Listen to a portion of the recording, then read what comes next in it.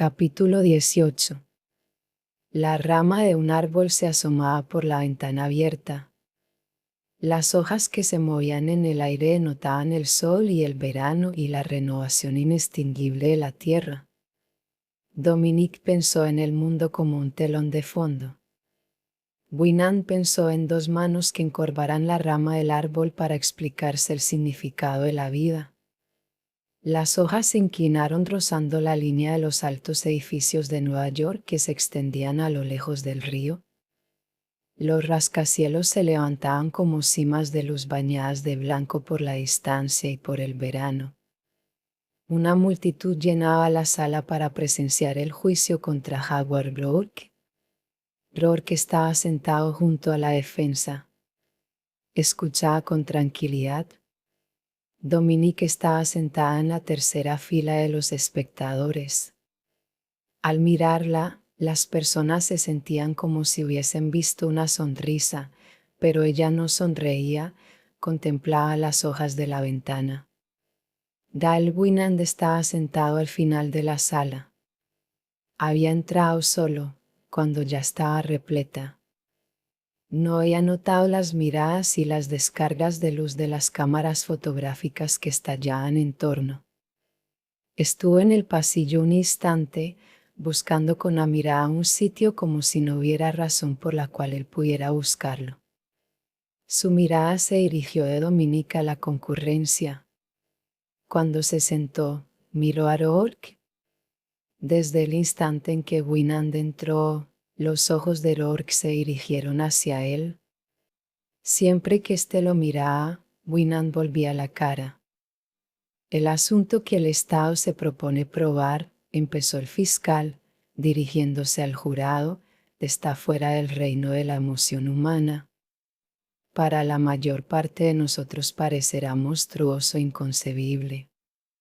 Dominique estaba sentada con Mallory, Heyer, Lansing, Enright, Mickey y Guy Francon. Se hallaba allí con la desaprobación de sus amigos. Pasillo por medio, las celebridades formaban un cometa.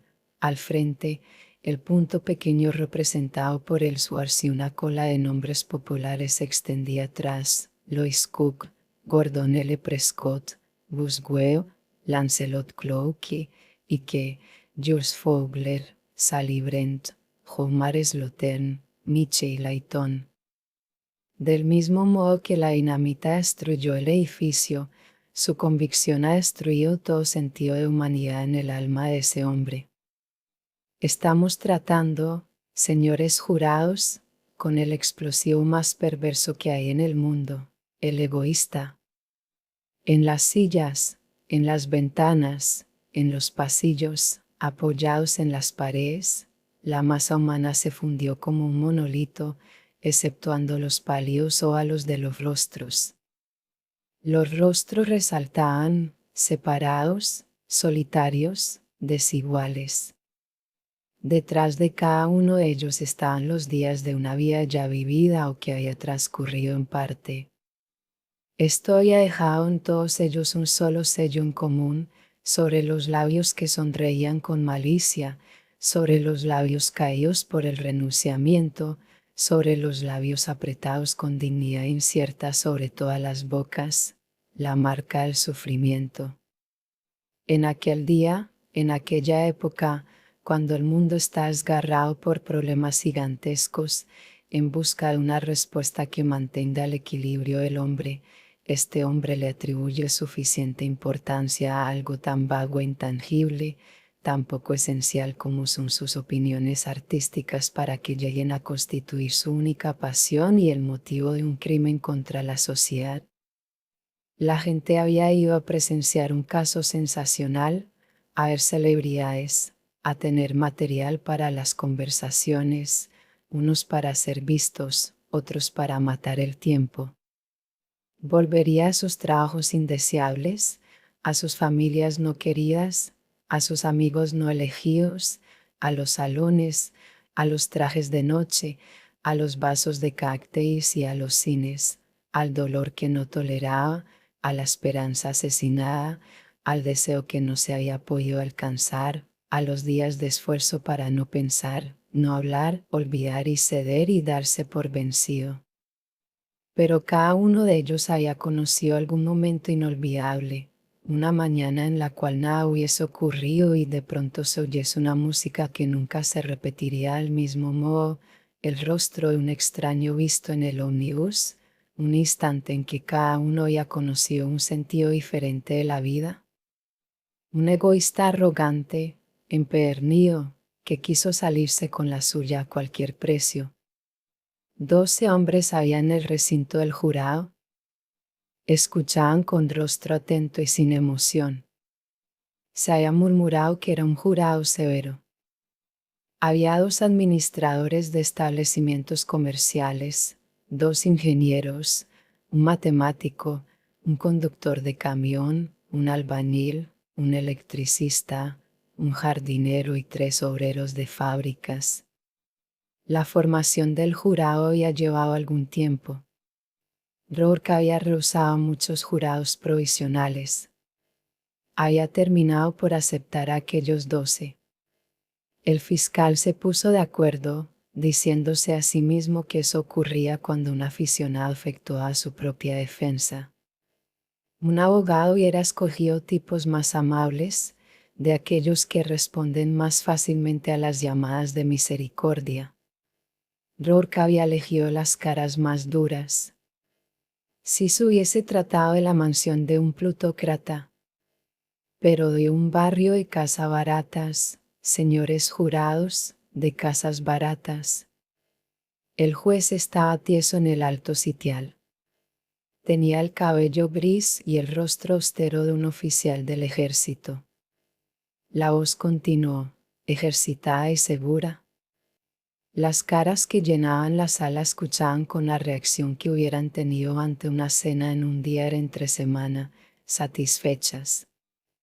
Estaban de acuerdo con cada frase, la habían oído antes, la oían siempre, era de lo que el mundo vivía. El fiscal presentó sus testigos.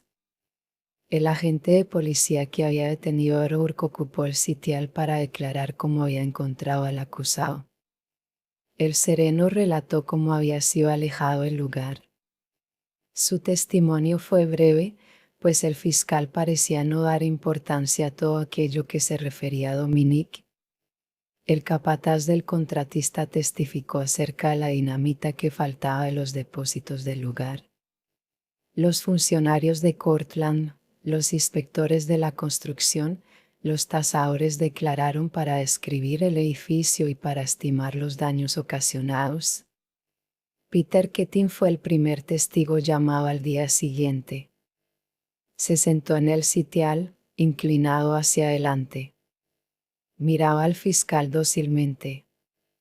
Sus ojos se movían de vez en cuando. Miraba a la multitud, al jurado y a Rourke con indiferencia. Señor Ketting, ¿quiere declarar bajo juramento si usted hizo el proyecto que se le atribuye y que se conoce con el nombre de Cortland Homes? Yo no lo hice. ¿Quién lo hizo? Howard Rourke.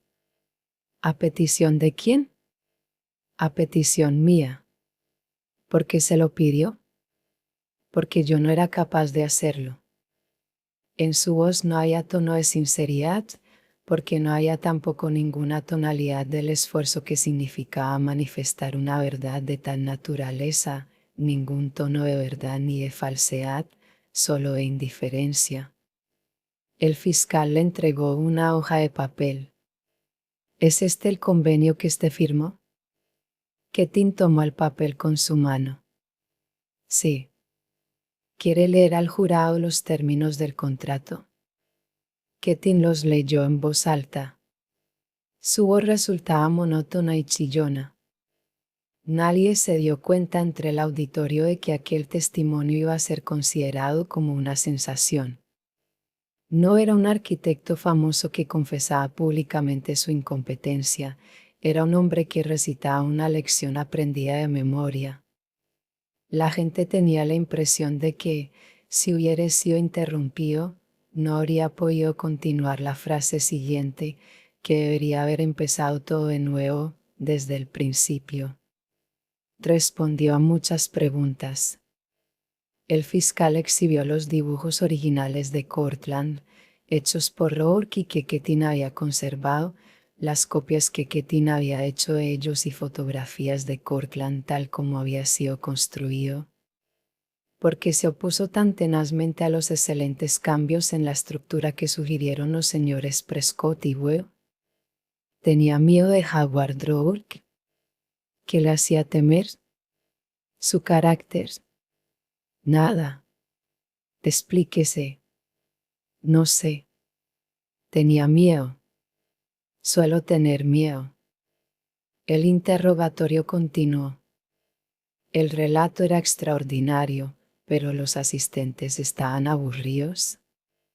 Cuando Keating abandonó el sitial, el auditorio tenía la extraña impresión de que ningún cambio había habido con la marcha de aquel hombre, era como si nadie hubiese salido de allí. La acusación ha terminado, dijo el fiscal. El juez miró a Rourke. Tiene la palabra la parte acusada, dijo el juez amablemente. Rourke se puso en pie. Señoría, no presentaré ningún testigo. Este será mi testimonio y mi defensa. Preste juramento. Rourke prestó juramento. Estaba junto a los escalones del sitial de los testigos. La concurrencia lo contemplaba. Tuvieron la impresión de que no tenía probabilidades. Podían abandonar el resentimiento innominado, el sentido de inseguridad que él había despertado en la mayoría de la gente. Y de este modo, por primera vez, podían verlo como era, un hombre totalmente exento de temor. Rourke estaba en presencia de ellos como todo hombre inocente está ante la inocencia de su propio espíritu. Pero estaba, como ocurría en realidad, delante de una multitud hostil y ellos supieron, al punto, que no era posible el odio hacia él. En el relámpago de un segundo asieron la realidad de su conciencia. Cada uno se preguntaba a sí mismo, ¿necesito la aprobación de alguien? ¿Me importa? ¿Estoy atado?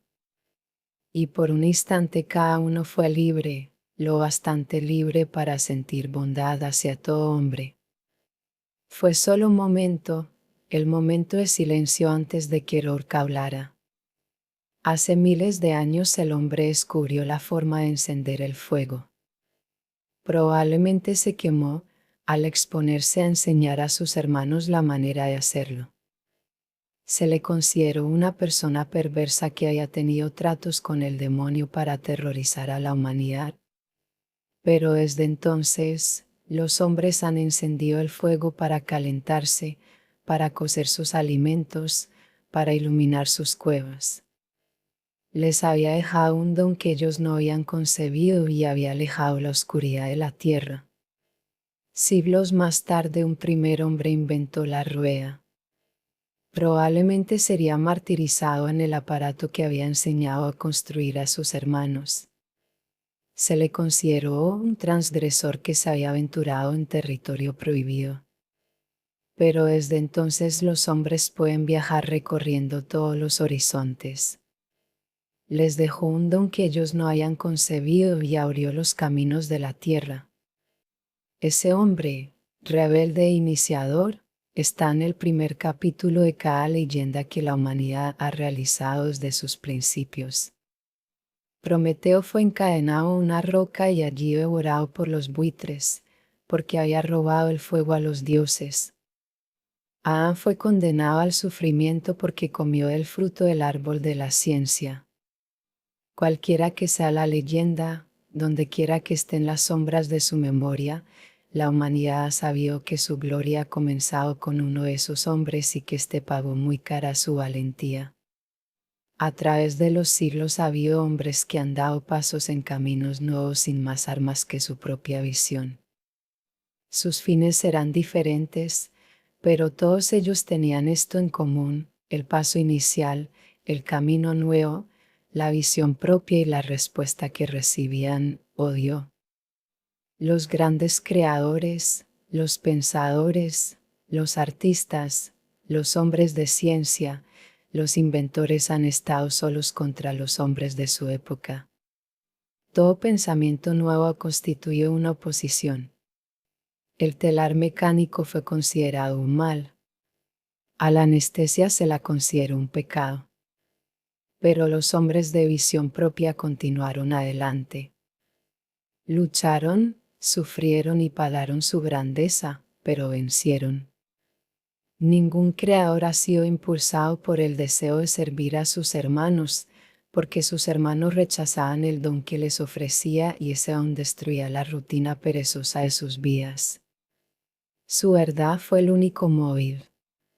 Su propia verdad y su propio trabajo para realizarlo a su propio modo. Una sinfonía, un libro, una máquina, una filosofía, un aeroplano o un edificio, eso era para el su meta y su vida. No eran aquellos que escuchaban, leían, trabajaban, creían, volaban o habitaban lo que él creaba. Le interesaba la creación, no sus consumidores. La creación que daba forma a su verdad.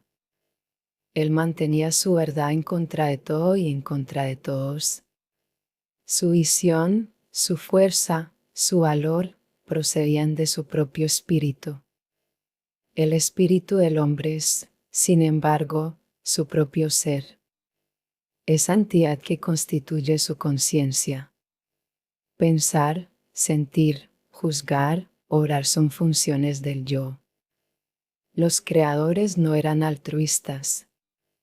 Era el secreto total de su poder, la propia seguridad, el propio motivo, su propio engendro.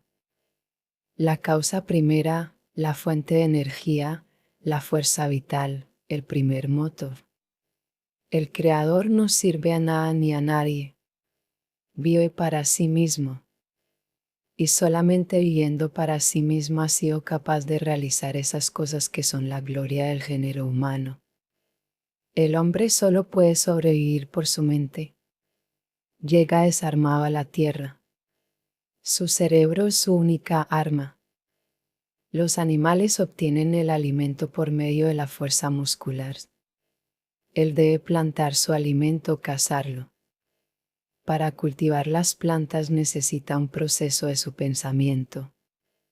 Para cazar, necesita armas y el hacer armas constituye un proceso del pensamiento. Desde la necesidad más simple hasta la abstracción religiosa más alta, desde la rueda hasta el rascacielos, todo lo que somos y todo lo que tenemos procede de un solo atributo del hombre, la función de su mente. Pero la mente es un atributo del individuo. No existe una cosa tal como un cerebro colectivo. No hay una cosa tal como el pensamiento colectivo. Un acuerdo realizado por un grupo de hombres es solo un compromiso o un promedio extraído de muchos pensamientos individuales. Es una consecuencia secundaria. El acto primario, el proceso de la razón debe ser ejecutado por cada hombre solo. Podemos dividir una comida entre muchos hombres, pero no podemos digerirla con un estómago colectivo. Ningún hombre puede usar sus pulmones para respirar por otro hombre. Ningún hombre puede usar su cerebro para pensar por otro. Todas las funciones del cuerpo y el espíritu son privativas. No pueden ser compartidas ni transferidas. Hemos heredado los productos del pensamiento de otros hombres. Hemos heredado la rueda. Hicimos un carro. El carro se transformó en automóvil. El automóvil ha llegado a ser aeroplano. Pero todo el proceso que recibimos de otros es el producto terminal de sus pensamientos. La fuerza en movimiento es la facultad creadora que toma ese producto como un material, lo usa y permite dar un paso hacia adelante. Esta facultad creadora no se puede dar o recibir, participar o conceder en préstamo. Pertenece al hombre solo, al individuo. Lo que él crea es propiedad de su creador. Los hombres aprenden el uno del otro, pero todo estudio es solamente intercambio de material. Ningún hombre puede darle a otro su capacidad de pensar. Sin embargo, esa capacidad es nuestro único medio de sobrevivir. Nada le ha sido dado al hombre sobre la tierra. Todo lo que él necesita lo tiene que producir.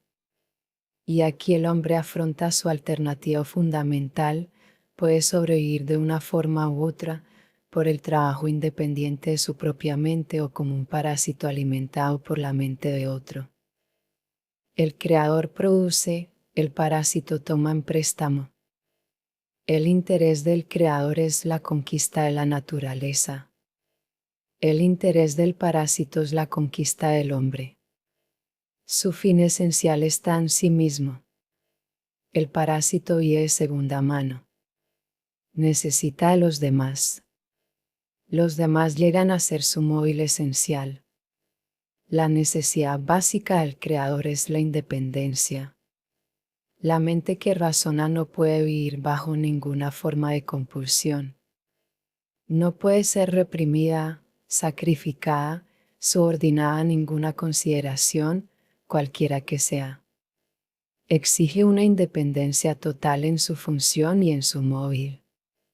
Para un creador, todas las relaciones con los hombres son secundarias. La necesidad básica del que necesita de otro es asegurarse los vínculos con los hombres para poder nutrirse. Coloca ante todo las relaciones. Declara que el hombre existe para servir a los otros. Predica altruismo. El altruismo es la doctrina que exige que el hombre viva para los demás y coloque a los otros sobre sí mismo. Ningún hombre puede vivir para los otros. No puede compartir su espíritu como no puede compartir su cuerpo. Pero el que necesita de otro se vale del altruismo como un arma de explotación e invierte la base de los principios morales del género humano. Se les ha enseñado a los hombres los preceptos para destruir al Creador y se les ha enseñado la dependencia como virtud. El hombre que intenta vivir para los demás es un dependiente. Es un parásito en el móvil y hace parásitos a los demás a quienes sirve. La relación no produce más que corrupción. Es absurda como concepto. Lo que más se aproxima a ello en la realidad, el hombre que vive para servir a los otros, es el esclavo. Si la esclavitud es físicamente repulsiva, ¿cuánto más repulsivo no será el concepto de la servidumbre del espíritu? El esclavo conquistado tiene un vestigio de honor, tiene el mérito de haber resistido y el de considerar que su condición es mala. Pero el hombre que voluntariamente se esclaviza es la más baja de las criaturas. Degrada la dignidad del hombre. Esta es la esencia del altruismo. Los hombres han aprendido que la virtud más alta no es realizar, sino dar. Sin embargo, no se puede dar lo que no ha sido creado. La creación es anterior a la distribución, pues, de lo contrario, no habría nada que distribuir. La necesidad de un creador es previa a la de un beneficiario. Sin embargo, se nos ha enseñado a admirar al imitador, que otorga dones que él no ha producido. Elogiamos un acto de caridad y nos encogemos ante un acto creador. A los hombres se les ha enseñado que su primera preocupación debe consistir en aliviar el sufrimiento de los demás. Pero el sufrimiento es una enfermedad. Si uno tiene ocasión debe tratar de dar consuelo y asistencia, pero hacer de eso el más alto testimonio de virtud es considerar el sufrimiento como lo más importante de la vida. Entonces el hombre debe saber sufrir a los demás para poder ser virtuoso. Tal es la naturaleza del altruismo. Un creador no tiene interés en la enfermedad, sino en la vida. Sin embargo, la obra de los creadores elimina una enfermedad tras otra, en el cuerpo y en el espíritu del hombre, y ha producido más alivio para el sufrimiento que lo que cualquier altruista pudo nunca concebir. A los hombres se les ha enseñado que estar de acuerdo con nosotros es una virtud. Mas el Creador es un hombre que disiente. A los hombres se les ha enseñado que nadar con la corriente es una virtud. Pero el Creador es el hombre que nada contra la corriente. A los hombres se les ha enseñado que estar juntos constituye una virtud. Pero el Creador es el hombre que está solo. A los hombres se les ha enseñado que el ego es el sinónimo del mal y el altruismo es el ideal de la virtud. Pero el Creador es un egoísta en sentido absoluto y el hombre altruista es aquel que no piensa, no siente, no juzga, no construye. La elección no debe ser el sacrificio de uno mismo o la dominación. La elección es independencia o dependencia. ¿El código del creador o el código del imitador? Este es el problema básico. El código del creador está construido sobre las necesidades de la mente que razona y que permite al hombre sobrevivir. Todo lo que procede del ego independiente es bueno. Todo lo que procede de la dependencia de uno respecto a los otros es malo. Es el egoísta, en sentido absoluto, el hombre que se sacrifica por los demás. Es el hombre que no tiene necesidad de depender de los demás. No ora por medio de ellos. No está interesado por ellos en ninguna cuestión fundamental.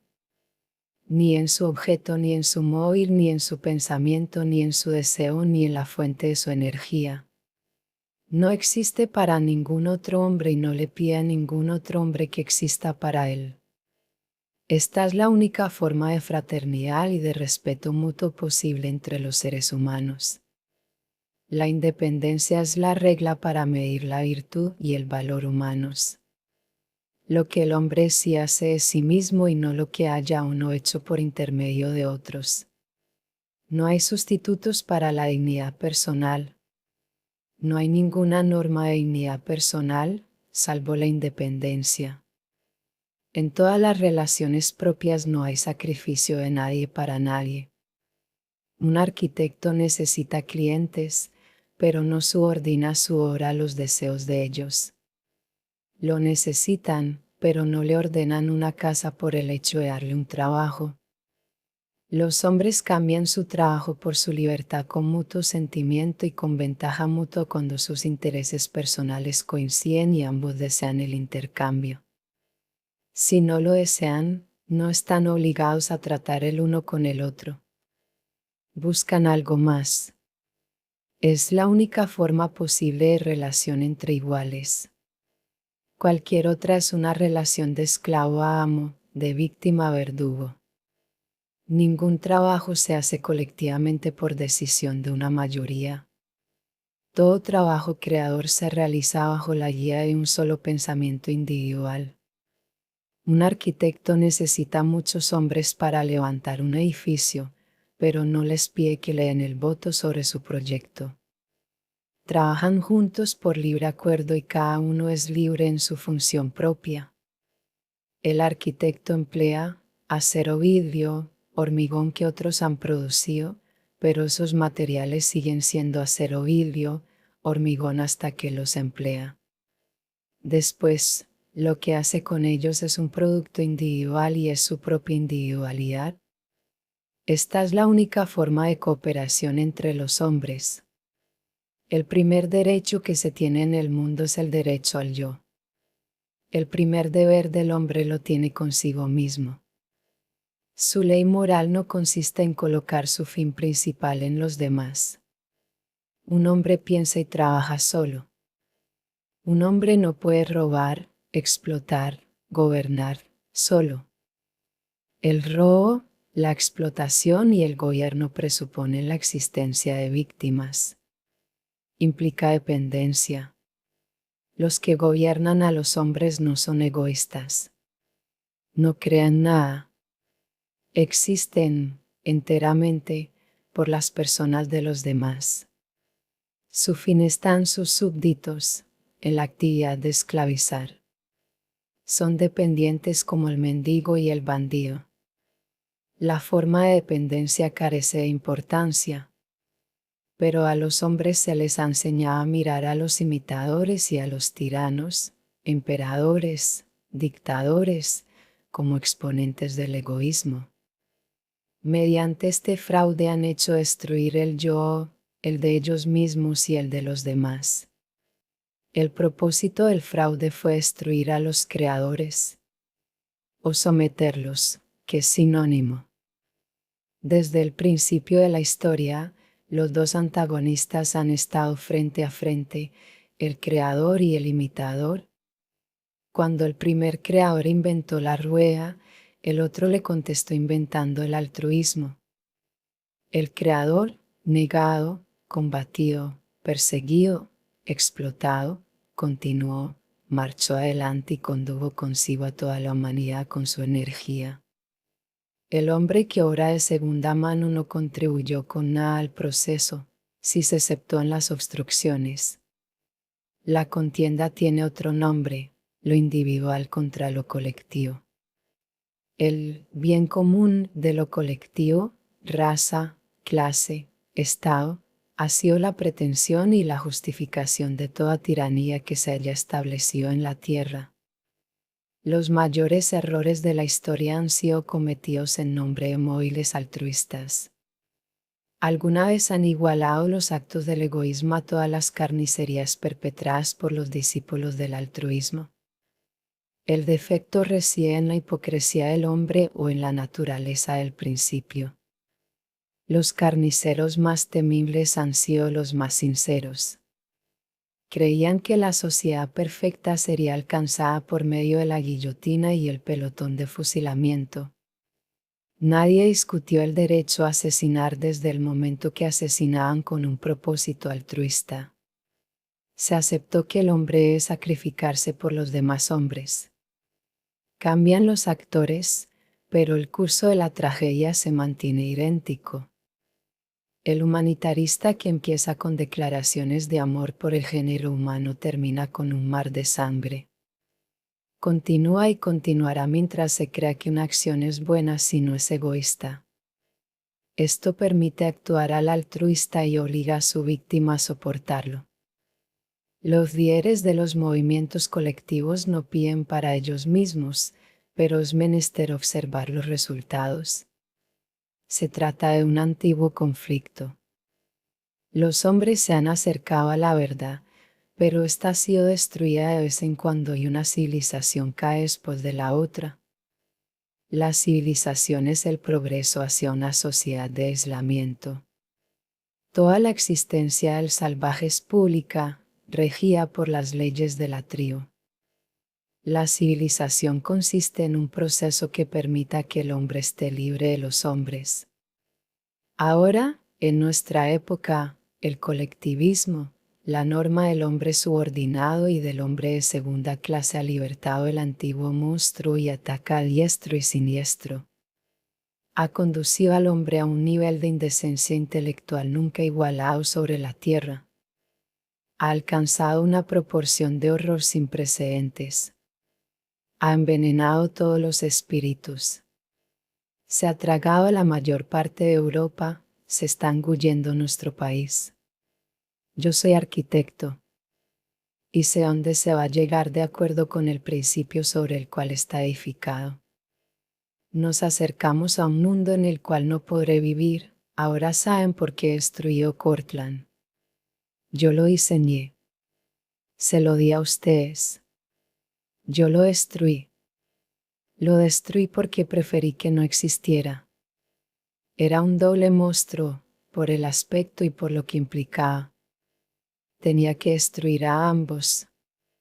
El aspecto fue mutilado por los segunda mano, que se arrogaron el derecho de mejorar lo que no habían hecho y lo que no podían igualar. Se les permitió que oraran por la deducción general de que el propósito altruista del edificio eliminaba todos los derechos y que yo no podría efectuar ninguna reclamación. Convine en hacer el proyecto para Cortland con el propósito de verlo construido conforme a mi diseño y sin ninguna otra razón. Ese fue el precio que puse por mi trabajo, y no se me pagó. No censuro a Peter Keating. Él ha sido impotente. Tenía un contrato con sus superiores. De ese contrato se hizo caso omiso. Le habían hecho la promesa de que la construcción sería edificada conforme estaba en el proyecto. La promesa fue rota. El amor que un hombre tiene por la integridad de su trabajo y por su derecho a preservarlo es considerado como algo sin consistencia y sin importancia. Ustedes se lo han oído decir al fiscal. ¿Por qué fue desfigurado el edificio? Por ninguna razón. Tales actos carecen siempre de razón, a menos que se trate de la vanidad de un segunda mano, que se siente con derecho a la propiedad espiritual o material de otro. ¿Quién les permitió que lo hicieran? Ninguna persona en particular, entre la docena de los que tenían autoridad en ese asunto. Nadie se preocupó de autorizarlo ni de impedirlo. Nadie fue responsable. Nadie puede ser tenido en cuenta. Tal es la naturaleza de todas las acciones colectivas. No recibí el pago que pedí, pero los propietarios de Cortland obtuvieron de mí lo que necesitaban. Querían que se hiciera un esquema para edificar un conjunto de viviendas tan baratas como fuera posible. No encontraron otro que lo pudiera hacer a satisfacción. Yo pude y lo hice. Se beneficiaron de mi trabajo y me hicieron contribuir con él como si fuera un regalo. Pero yo no soy altruista. No contribuyo con regalos de esa naturaleza. Se dice que yo destruyo el hogar del desamparado. Se han olvidado de decir que si no hubiese sido por mí el desamparado no hubiera podido tener ese hogar especial. Los que se interesaban por los pobres tuvieron que acudir a mí, que nunca me había interesado por ayudar a los pobres. Se creyó que la pobreza de los futuros ocupantes les daba derecho sobre mi trabajo, que lo que ellos necesitaban constituía un derecho sobre mí. Era mi deber contribuir con lo que ellos me pedían. Ese es el creo del segunda mano que ahora se está engullendo al mundo. He venido aquí para manifestar que no reconozco a nadie derecho alguno sobre un minuto de mi vida, ni sobre una parte de mi energía, ni sobre ninguna hora mía. Ni me interesa quién haga la petición, o cuál sea el número o cuán grande sea la necesidad que ellos tengan. He querido venir aquí para decir que soy un hombre que no existe para los otros. He querido venir aquí para manifestar que la integridad del trabajo creador de un hombre tiene mayor importancia que cualquier esfuerzo caritativo. Aquellos de ustedes que no comprendan esto forman parte de los hombres que están destruyendo el mundo. No reconozco obligaciones hacia los hombres, excepto una, respetar su libertad y no formar parte de una sociedad esclava. A mi país quiero darle los 10 años que pasaré en la cárcel. Los pasaré recordando con gratitud todo lo que mi país ha sido. A cada creador destruyó en cuerpo y en espíritu. A Henry Cameron. A Stephen Mallory. A un hombre que no necesita ser nombrado, pero que está sentado en esta sala y sabe que él estoy hablando. Rourke se puso en pie, con las piernas abiertas, los brazos pegados a los lados, la cabeza erguida, como si estuviera ante un edificio en construcción. Momentos después, cuando nuevamente estuvo sentado en la tarima de la defensa, muchas personas de la sala tenían la impresión de que estuviera todavía en pie. Era el cuadro de un instante que no se podía reemplazar. El cuadro quedó grabado en sus mentes durante la larga discusión que siguió. Escucharon que el juez le manifestaba al fiscal que el acusado había, en efecto, cambiado la naturaleza de la acusación, había admitido el hecho, pero no se había declarado culpable del delito cometido. Se creó un problema de demencia legal pasajera. Dependía del jurado decidir si el acusado conocía la naturaleza y la calidad del hecho, o si sabía que el hecho era delictivo. El fiscal no hizo objeción alguna.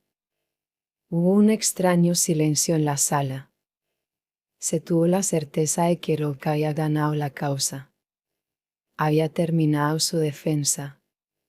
Ninguno recordaba lo que había dicho. El juez dio sus instrucciones al jurado. Este se levantó y dejó los estrados. La gente se movió preparándose para salir, sin prisa, pensando que tenía muchas horas que esperar. Winand, al final de la sala, y Dominique al frente, estaban inmóviles. Un ujier se acercó a Rourke para escoltarlo en la salida. Rourke estaba junto al sitial de la defensa. Sus ojos se posaron en Dominique, después en Winand. Se volvió y siguió al ujier. Había llegado a la puerta cuando se oyó un ruido seguido de un espacio de silencio vacío, antes de que la gente se diera cuenta de que se trataba de un golpe dado en la puerta cerrada donde el jurado estaba deliberando. El jurado había pronunciado su veredicto. Aquellos que habían estado de pie se quedaron así, hasta que el juez volvió a su sitio. El jurado penetró en la sala. El acusado debe ponerse en pie y dar frente al jurado, dijo el actuario. Howard Rourke marchó hacia adelante y se colocó frente al jurado. Al final de la habitación, Gal Winand también se paró y se quedó en esa posición. Señor Foreman, ¿han pronunciado el veredicto? Sí. ¿Cuál es? No hay delito. El primer movimiento que hizo Rourke con la cabeza no fue para mirar a la ciudad, por la ventana, ni al juez ni a Dominique. Miró a Winand. Winand se volvió enseguida y salió. Fue la primera persona que dejó la sala.